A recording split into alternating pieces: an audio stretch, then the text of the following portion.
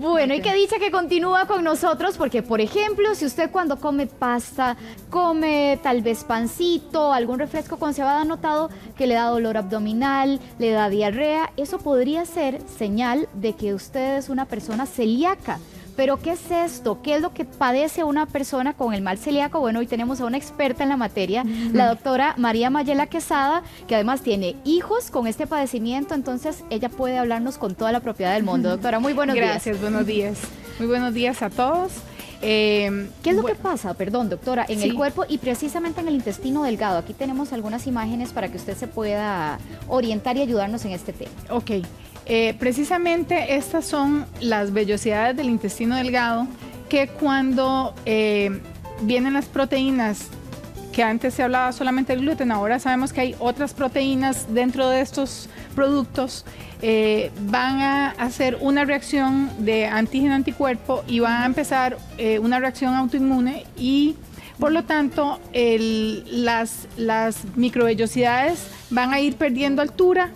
Poco a poco van a ir desapareciendo y va a empedrarse el intestino. Esta es una enfermedad en parches. Entonces, al ser una enfermedad en parches en diferentes lugares del intestino, depende del lugar que esté afectado con las dolencias o los padecimientos que van a tener. ¿Cuáles son esas dolencias o padecimientos, doctora? El caso típico es el que hablaste, como pan y medio diarrea, medio dolor abdominal, me siento mal, me siento cansada, con dolor de cabeza, ese es como el típico.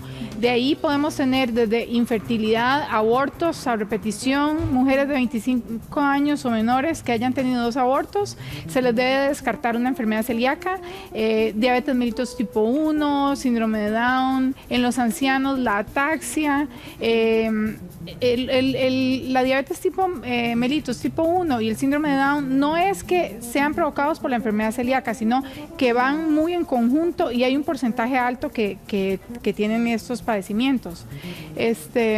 Quería consultarle, doctora, porque uno dice, bueno, diarrea, estreñimiento, dolor abdominal, se me puede confundir con otras cosas. ¿Será que cuando yo como pan, automáticamente, o sea, es rápido esa reacción? ¿Ese dolor abdominal es automático? Depende de la sensibilidad de la persona, depende de cuánto tiempo duramos en perder esas vellosidades. Entonces, en el momento en que ya se perdieron, sí va a ser muy rápida la reacción. Una persona que es celíaca y deja de comer gluten por mucho tiempo y vuelve a empezar a comer gluten, entonces va perdiendo también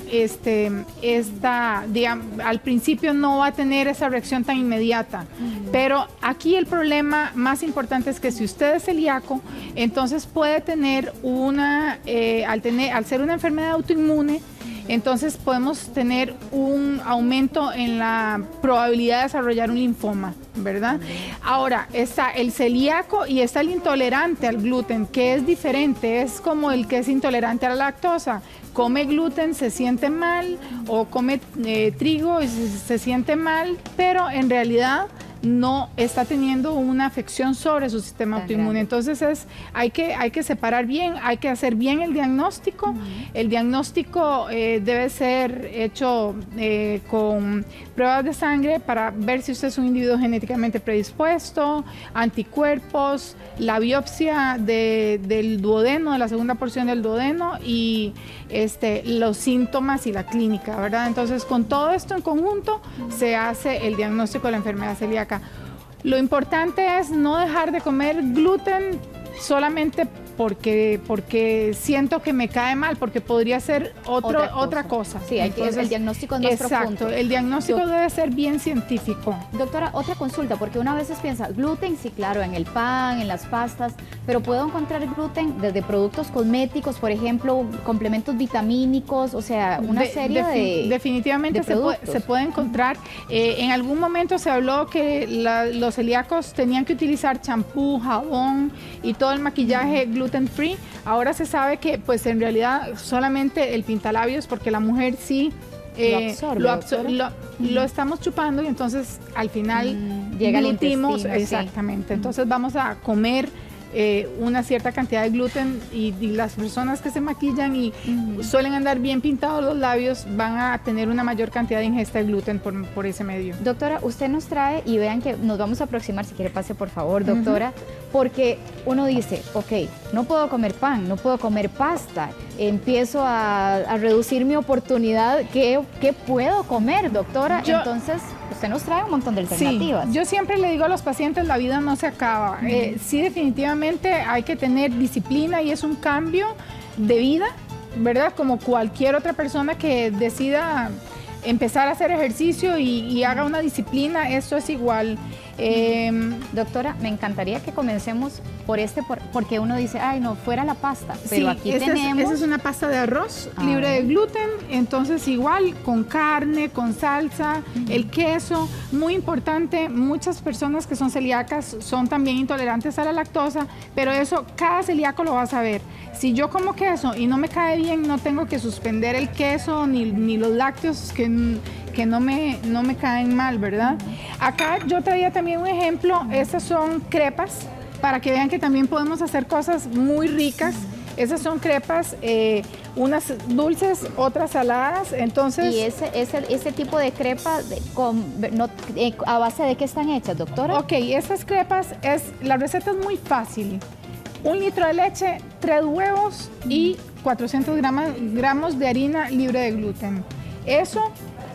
si las hacemos con sal, una pizca de sal, y si las hacemos dulces con una pizca de azúcar. Entonces aquí el secreto es la harina libre de gluten. La harina libre de gluten, exactamente. Aquí tenemos unos ejemplos de harina libre de gluten. Hay unas que son de yuca, maíz, fécula de maíz. A ver, ¿verdad? Doctora, que no es lo mismo que maicena, es fécula de maíz. Esta me decía que era de yuca, doctora. Ajá, fécula de maíz, y aquí hay de arroz. Entonces, las personas pueden jugar con eso, mezclar y crear su propia harina. Yuca, maíz y la que tenemos por acá, de arroz.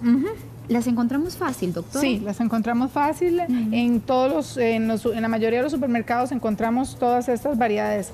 Acá esto es, digamos, como para hacerle una merienda o invitar a unos amigos o lo que sea. Entonces hacemos una crepita dulce, ¿verdad? Entonces, qué sé yo, esa la hice con ¿Eso qué frutas tenía? Fresa y banano. Y entonces aquí hice una cremita con banano, entonces le ponemos encima.